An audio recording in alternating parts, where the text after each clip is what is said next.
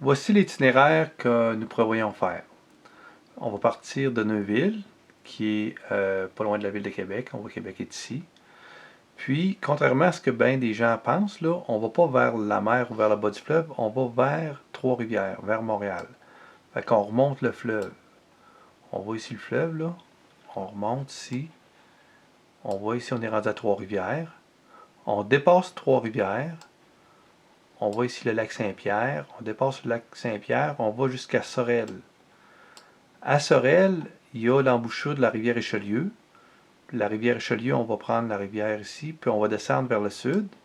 Cette rivière-là, elle nous emmène jusqu'au lac Champlain. Fait que si je descends en bas, on voit Saint-Jean-sur-Richelieu. Ici, je vois le début du lac Champlain.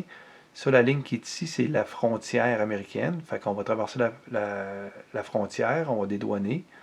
Ensuite, on va descendre dans le lac Champlain, une centaine de milles nautiques, jusqu'en bas. Le lac il devient très étroit, puis il finit à White Owl. À White Owl, il y a ensuite un canal. Fait qu'on va prendre le canal, on va descendre encore vers le sud. Puis ce canal-là nous emmène, on voit ici, il communique avec un plan d'eau, puis il nous emmène jusqu'à la rivière Hudson. On voit ici Troyes, c'est là qu'il y a le début de la rivière Hudson, Albany, qui est une ville connue. Puis la rivière Hudson, elle descend, elle. Ça, c'est la grosse rivière qui passe à New York. Fait qu'on voit qu'elle descend. Puis on va arriver jusque à New York. Ensuite, on vient se mettre à l'abri ici. C'est un endroit qui s'appelle Sandy Hook. On attend une bonne fenêtre météo. Puis on prend la mer. Puis tout dépendant de la météo, soit qu'on rentre à Atlantic City si on veut rentrer plus vite dans les terres, ou on continue jusqu'à Cape May. Puis si on rentre à Atlantic City, ben, on peut passer par l'intérieur des terres ici. Ensuite, on monte la baie de Delaware. Il y a un canal ici qui s'appelle le CD Canal qui nous fait transférer dans la baie de Chesapeake. On descend la baie de Chesapeake. On prévoit au mois d'octobre, au début d'octobre, il y a un gros salon du bateau ici. C'est le plus gros en Amérique, fait qu'on prévoit aller au salon du bateau là. Ensuite, on va descendre la baie de Chesapeake jusqu'en bas, jusqu'à Norfolk. Puis à Norfolk, il y a le canal qui s'appelle l'intracoastal qui débute là.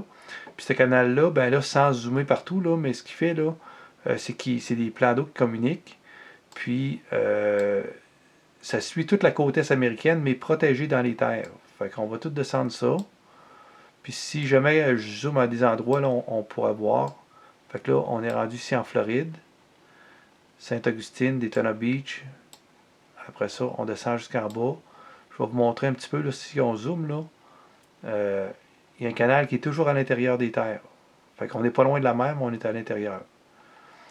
Puis, ce qu'on prévoit faire, nous, c'est, pour la première partie de l'hiver, descendre encore plus au sud de la Floride, visiter ce qu'on appelle les Keys, aller virer jusqu'à Key West, rester un bout de temps à Marathon. Puis, ensuite, on va revenir à Miami. On va attendre une bonne fenêtre météo. Puis, on va traverser dans les Bahamas. La première île des Bahamas est ici, ça s'appelle Bimini. Fait qu'on va traverser ça. Ensuite, on va aller probablement vers Nassau, qui est une ville qui est connue dans les Bahamas. Puis les Bahamas, c'est 700 îles. Fait qu'on va visiter les îles en descendant vers le sud. Fait que ça, c'est le plan qu'on a pour notre premier hiver. Voilà.